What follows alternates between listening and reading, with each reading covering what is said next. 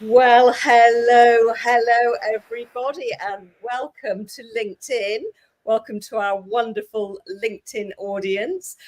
Welcome to the stage, Nina Caputi. Hello, and welcome to Sarah's LinkedIn Live Lounge. Thank you, Sarah, and thank you for getting my name right because many people call me Nina. So I don't know if you've listened to the audio, not audio recording, the pronunciation recording, but appreciate that. And I'm excited to be here. I don't know how long we've been connected on LinkedIn for, but it's great to meet you across the pond online. Maybe someday we'll meet in person. So thank you. My absolute pleasure. And yes, of course, I listen to the voice record. That's what it's for. So, for those of you who don't know, then this is a really classic example of how important the voice record or the pronunciation tool, whatever you want to call it, it's really important because I could easily have got Nina's name wrong and pronounced her Nina, which would, looking at the spelling is a possibility. And always thought it was Nina. And I thought, well, I'll check. And it was very easy to do so. In 10 seconds, I knew exactly how to pronounce your name because you pronounced it yourself. So it's a really valuable tool. It really is. It really is. And, for me, working with a lot of expats who have, from all over the world with different name pronunciations, you just don't want to mess them up, right? Because it shows, and I feel it shows that you don't really care when you don't try to learn how to pronounce someone's name. So I appreciate that again. And I'm glad LinkedIn has that tool. I think it's really cool that they introduced that feature. It's a good one, isn't it? Yeah, it is a good one. It's been around a while. And what's amazing is when I'm teaching my students and clients how to use LinkedIn, so many of them don't even know it exists. But I don't know, Jeff Young in the audience will probably know how long that tool has been around, but it's a good while, definitely a good while. So I'm honoured to have you here, Nina, because I know you're very busy, which we will talk about shortly. But first of all, can you remember when we did meet on LinkedIn? How our That, paths that's a good collided? question. I don't know. I should have checked. Does it still show up in the contact info? When you go to the contact info on LinkedIn, it shows you when you connected with someone. It does actually. Yeah. Yes, you still can look at that. Because Although I know they did. There were rumors about them taking that feature away, and that would have been hard because it's always helpful, especially when you haven't met someone in person. I think even if you've met someone in person, it's always good to know when you've connected. So I believe we connected during the pandemic. That's when I started really actively using LinkedIn for other than my events and the expat woman, and I kind of by default became a LinkedIn trainer and a coach. So it was kind of the pandemic turned me into one. Oh, I'm so sorry. So that I reached for my phone. I thought that was I'm mine. using, I'm using my husband's laptop, and he's got this set up to accept calls on his laptop. So I don't know who'd be calling so early in the morning, like 7. It's 7 here. He's still sleeping. My kids are sleeping. But yeah, I don't remember. Maybe we can. I don't want to check right now and get kicked off the laptop, or don't want to check on my phone. But I No, think you sometime, don't.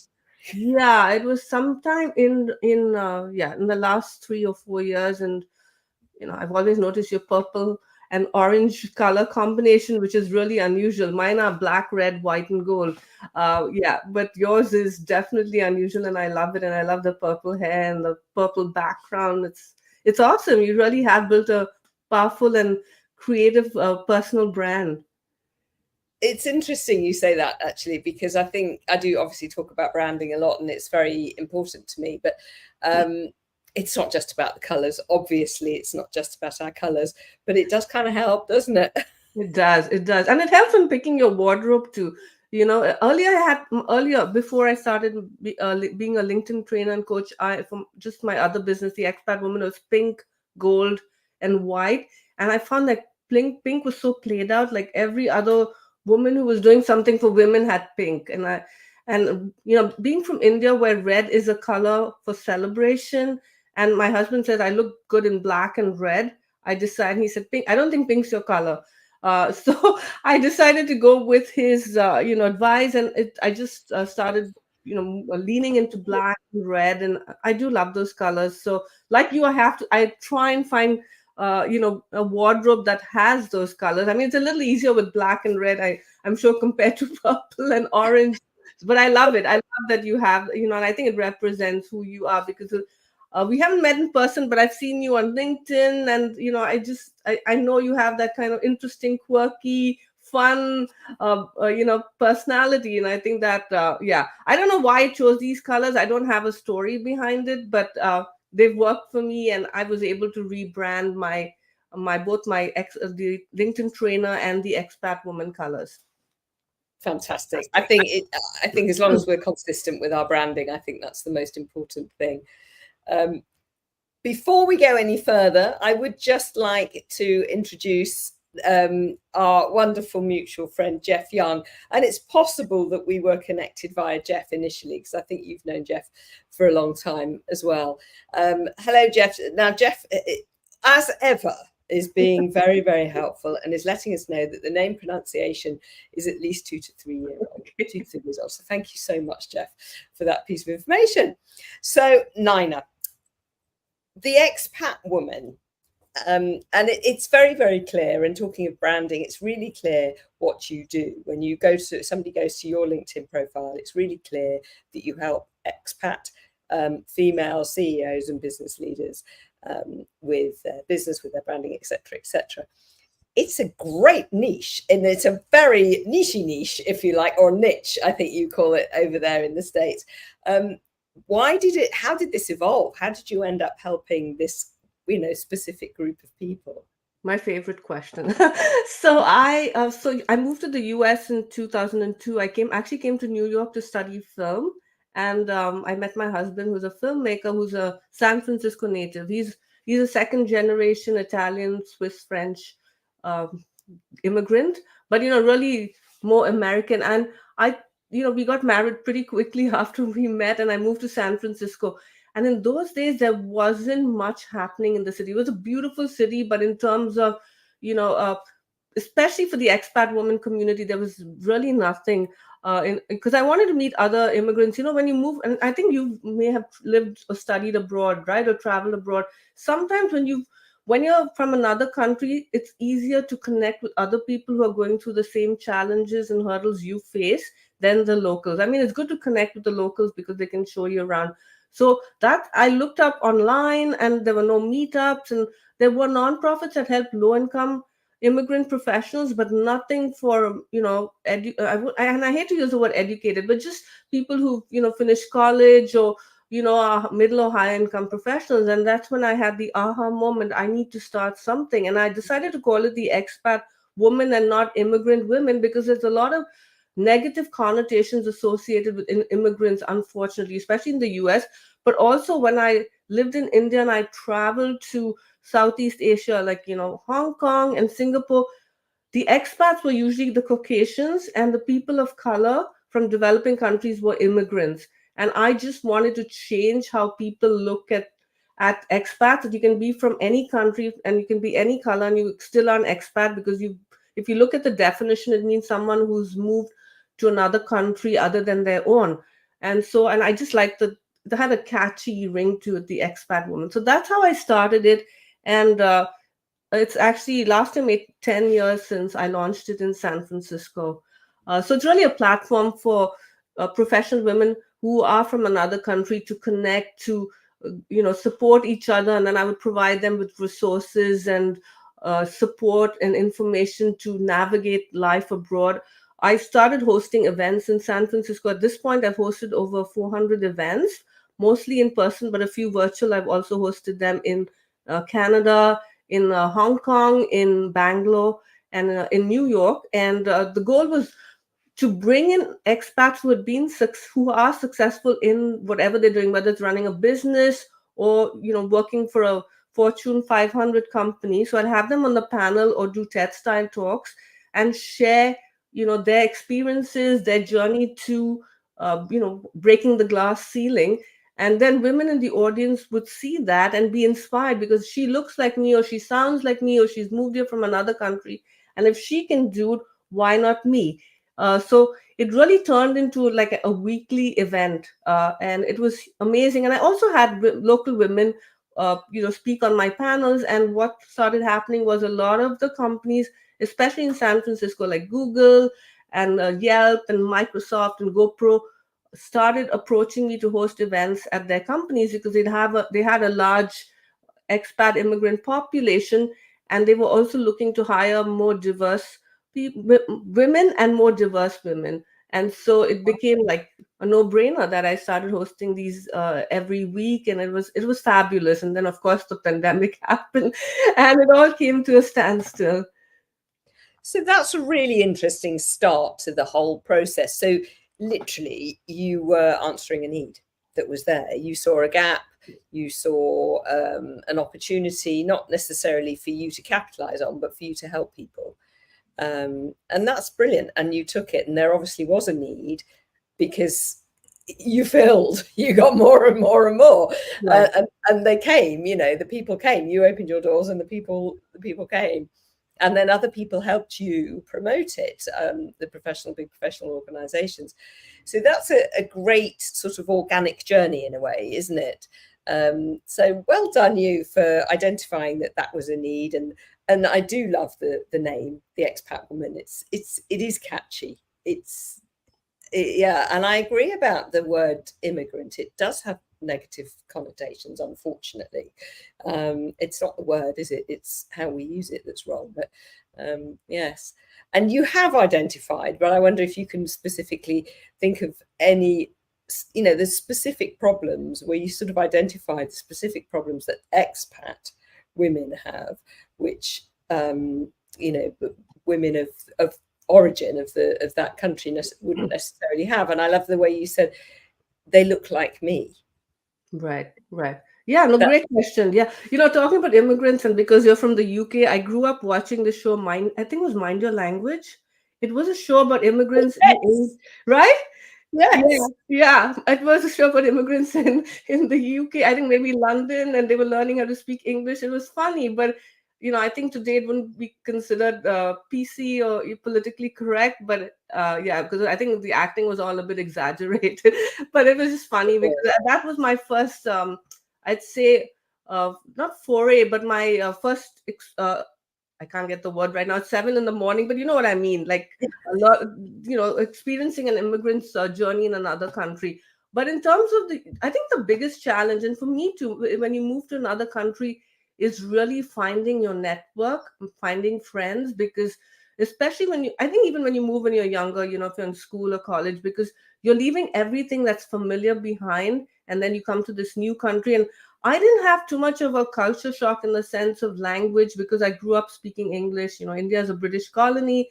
I think my grandparents adopted English as their first language. We're Catholic, and for some reason, a lot of the Catholics decided English was their language because they went to Irish schools run by the Irish, and in those days, anything Indian was considered Hindu. You're breaking away from the religion. So I didn't have a problem with the language. My family's pretty Western. I grew up watching, because my parents were educated by the Irish. My mom, in fact, went to an Irish boarding school, so she even eats like a dosa, the Indian, bread with a knife and fork. Yeah. We have, it's also we've also been very influenced by the British. My great grandmother was like crazy about the British, and my great grandfather was in the British Parliament in Mysore. So she, in fact, held one of the, royalties' babies. So she was so obsessed with the British family, and she just had pictures, the royal family, photographs of them all over. So, I was just exposed to the Western culture. But I don't think that matters, because I also have expats in my network who are from the UK or Canada or Australia, or even sometimes moving from the East Coast to the West Coast. I mean, I don't know where Jeff lives, or other people joining us, but even moving to another city can be hard. But I think the biggest one is not having that network and the support group. And that's where LinkedIn really came in for me, because LinkedIn was founded in 2002 in my backyard, right in the Silicon Valley. And I was working at that time for a nonprofit that helped immigrant professionals get back into their careers in the US. So they were doctors or engineers or lawyers or software engineers. and they'd come to the US, and I'm sure you see that in the UK, and then very often they're from countries, developing countries, so they don't get the jobs in their field, and they land up working as, taxi drivers or Uber drivers. And so yeah, so this was what the nonprofit helped them get back into the fields they were qualified for. And when I joined this organization, we had one a job seeker from, I forgot where he was from, but he said, I've joined LinkedIn and I have 500 people in my network. And I was like, we all like, wow, what is this platform? So we all quickly joined LinkedIn. We just copied and pasted our resumes, and that was my first experience with LinkedIn. But part of my job at Upwardly Global was finding companies to to hire these our job seekers, also do like mock interviews with them, do resume reviews, invite them to come and visit their companies. And I didn't have a network, right? My professional network was back in India. I just barely knew anyone here except for some of my college friends. My husband was in a totally different field in film. They don't even use LinkedIn. Maybe now it's changed, but LinkedIn was definitely not part of the social media plan. They were mostly on Facebook. And so I started using LinkedIn, and I was like, wow, I'm able to connect with all these senior people. There are no gatekeepers. I just message them. I tell them I work for this organization, and so many of them responded. And I also found mentors for the job seekers and volunteers, very highly qualified people. And I could also see if they had lived or studied in another country. And because if I saw that, then when I sent them a message, I say, you've lived abroad, you've studied abroad, or you're from another country, so you understand what these job seekers are experience. And so that was brilliant. And so when I started the Expat Woman, I continued that. I started using LinkedIn to find my speakers, to reach out to companies, to promote my events. And the events just like became very successful. It was like turned into a 6-figure business, and a lot of it was thanks to LinkedIn, because I just was able to reach all these fabulous people, not just in San Francisco, but also, as I said, New York, when I went to Canada and Toronto, in Bangalore, in Hong Kong. So LinkedIn's been really amazing for me in both careers, with the Expat Woman and now with my LinkedIn training and coaching. That's amazing. Wow. So trying to sort of pick out a few of the threads that you've talked about in there. And one of the things that just kept coming into my mind is how this sort of, this global life that you're living with these people that are from all over the world and have come together in one country. You can use LinkedIn, certainly to pull them together, but also, as you quite rightly pointed out, to find out about them before you meet them and work out whether they're the right people for your network or for your conference or your event, whatever it is. There's so much information that we can use and we can put onto LinkedIn to help people identify who we are before they've even met us. And when I'm thinking about which guests to have on this show or on my podcast, I haven't met any of the people in real life so far, but I call them my friends. I do call them my friends, but looking for people, if I wanted to go and proactively look for people to have as guests, it would be really easy for me to identify a stream of people or group of people and go and find them on LinkedIn and reach out to them and say, hey, would you like to come on my podcast, my LinkedIn Live? And that's the power of this amazing platform. It really is. And people who don't use it very much or use it at all, I just don't think they realize the enormity of it and what can be achieved. And you created a 6-figure business from running your events because you were able to, harness the magical power of LinkedIn to find people to attend. Absolutely. Yeah. No, I'm always telling my clients, don't underestimate the power of LinkedIn, especially a profile, because like you, I'm sure I always look at people's profiles, even when they connect with me or I want to connect with them. So, and also the content. And I think of what I found with a lot of expat women and women in general, because I also work with the women in the C-suite, women leaders, is that fear of putting yourself out there. Women tend to suffer from imposter syndrome a lot more than men. I know 70% of people in the world suffer from it, but I think there's that fear, if I put myself out there, will I make a fool of myself? And I think for expat women, it's even harder because you already feel like an outsider, and then you feel LinkedIn is this professional platform. And especially, I think, in the US, because there's, I think the largest number of people, I think after India might be the US, it's that fear of, not sounding American enough, or, if you're doing a video, or not even the language, right? It's different. The way an American writes their content might be different from if you're coming from another country. I mean, I know the difference between British and American English because I grew up speaking kind of British English, and my husband and I are always arguing. Like, the other day I said something is in the dicky, and he was like, "What is a dicky?" Or the phone is engaged. I don't know if those are British expressions, but I think engaged is yes. The phone is engaged means right. Yeah, or the lift. But I'm just saying that even little things like that. But I just tell my clients, just put yourself out there and own who you are and be authentic and use your voice. And the people who are attracted to you will come to you. People who don't feel like they can connect with you will not. So I think that's what I found with my audience is really helping them get over that fear of being judged and not feeling like they're good enough, or putting other people on a pedestal. Yeah. Dickie's a turtleneck. Dickie is a turtleneck. Okay, I didn't know that. So I don't know where the word Dickie comes from. It's not. Is it an English word that I didn't know about? Yeah, it's a trunk in India. I thought it was a British word. We wouldn't say trunk or boot. I don't know whether boot. Oh, boot. Yeah, boot. But we say Dickie, so I thought it was a British word. Who knows? But interesting. We'll have to look that up. According to Tracy Shott, thank you for this, Tracy. A Dickie is a turtleneck, which is you see, I get very confused with polo neck, roll neck, round neck, turtleneck. I have no idea. I know, right? It's fascinating when you think of the different English words that yeah. And it's interesting because this morning, actually, I've just joined a community, a WhatsApp community. I'm speaking at an event later, and they've opened this WhatsApp community, and I asked why people aren't using LinkedIn, and I did a poll, multi-choice thing. And so far, 30% have said fear is what stops them. And I think it's 20% sitting at is the thing that you were saying about LinkedIn being a professional platform and people feeling that it's not the right place for them.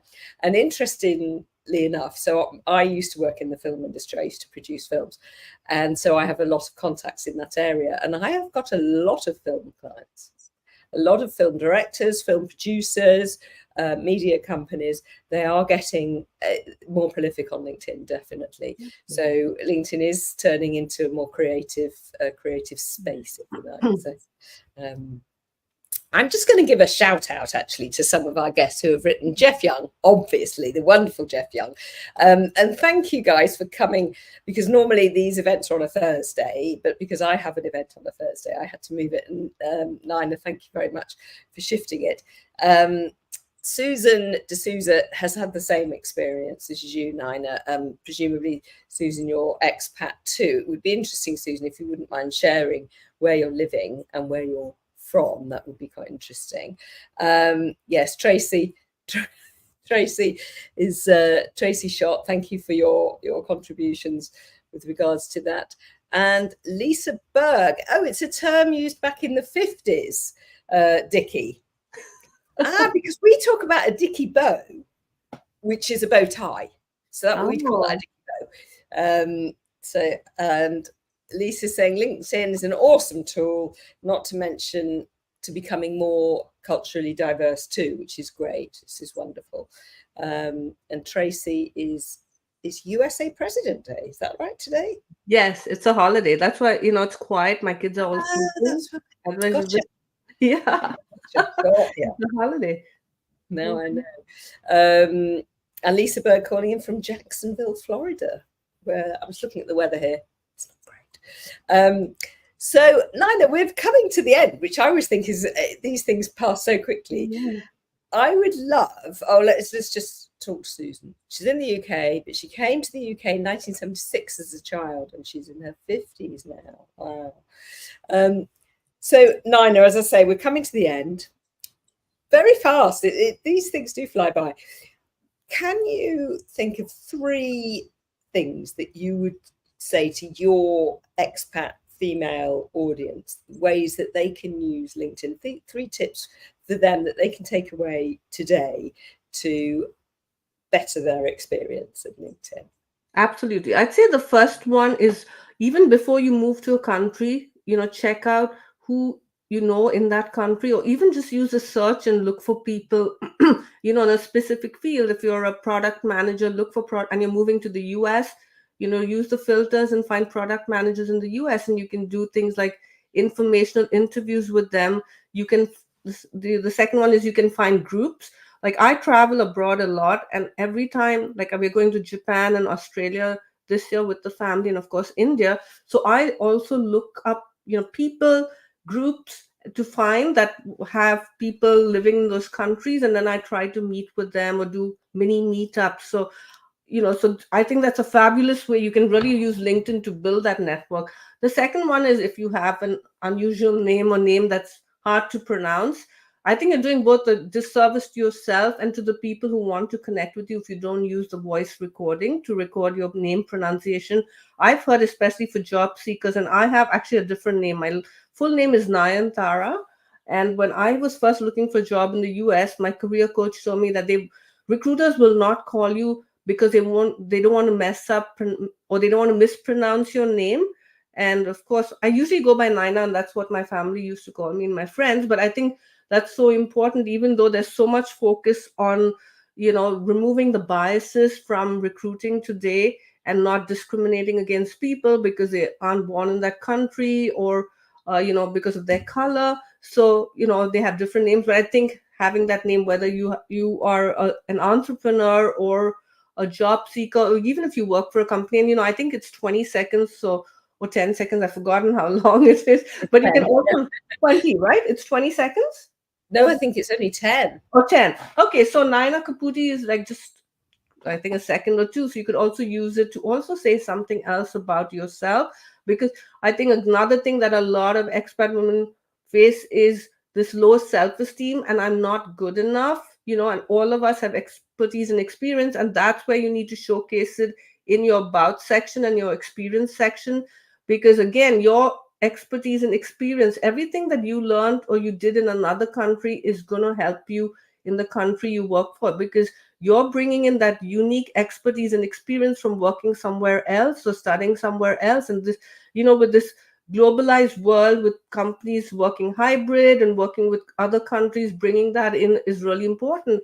And then the other one I would say is putting in the languages you can speak. Very often people only want to say English, especially in the US, because they feel if we say any other languages, then they'll think, oh yeah, there she's from another country, so we'd rather hire the locals. But I think being bilingual or multilingual really showcases your ability to be able to do, to speak more than one language, to learn new things, and I think it's also shows people about being resilient, because I think when you move to a new country, it shows that you're resilient, you're willing to step out of your comfort zone. So all that, I think, using all that in your profile and also in your content, talking about where you came from, your journey, what you do is really important, because I think the more you do it, the more you build your confidence.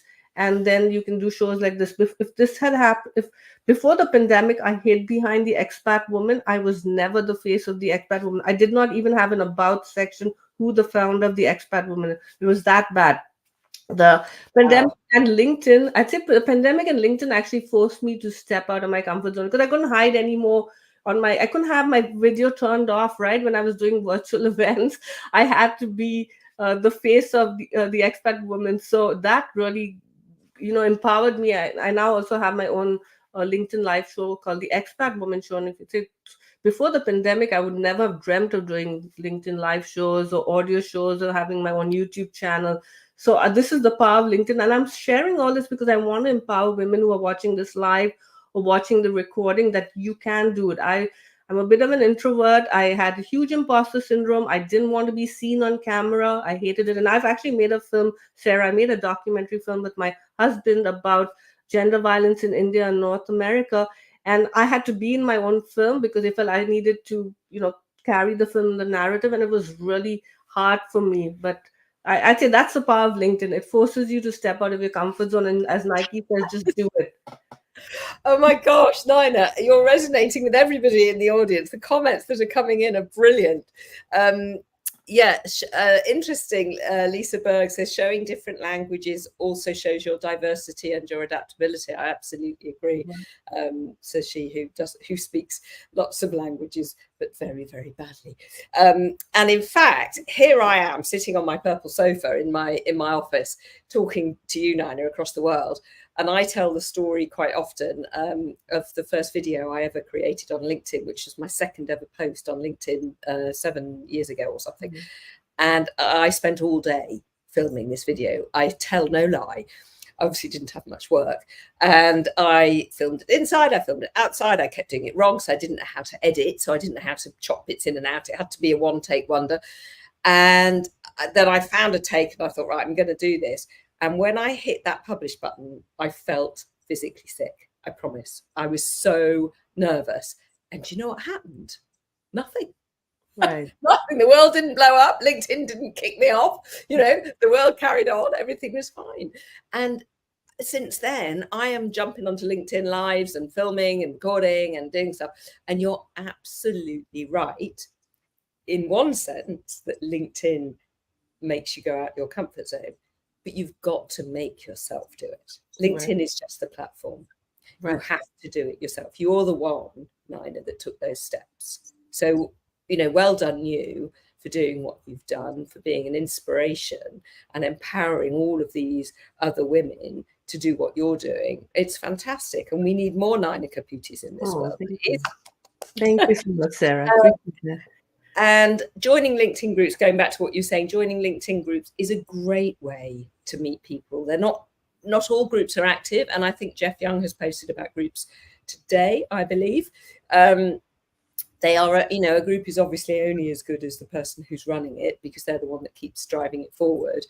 I've run Facebook groups in the past and they're hard. It's hard keeping that engagement, keeping that motivation all the time. So I applaud anybody who runs a LinkedIn group. But yes, they are really, really useful for joining a community. Absolutely, 100%. And LinkedIn is just a great place for meeting people.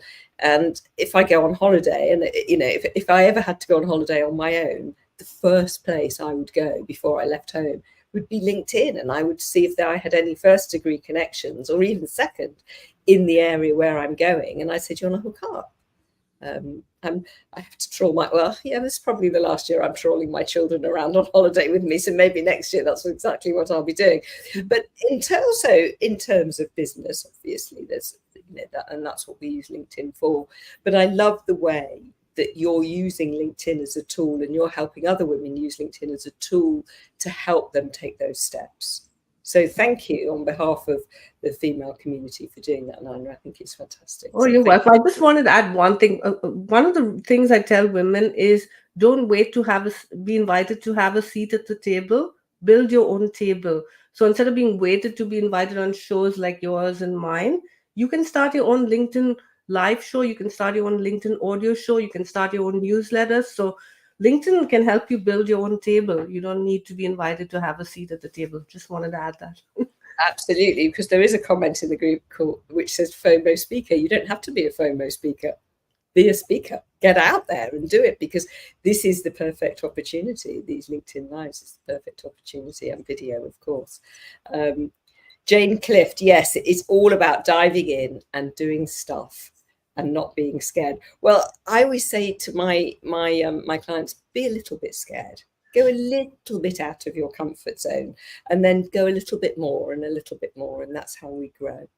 So, Nina, I would love you to tell us about something I know is coming up for you. Please tell us all about it. Absolutely. So if you notice, my virtual background has the Expat Women Summit and the world map on it. So this is my second summit.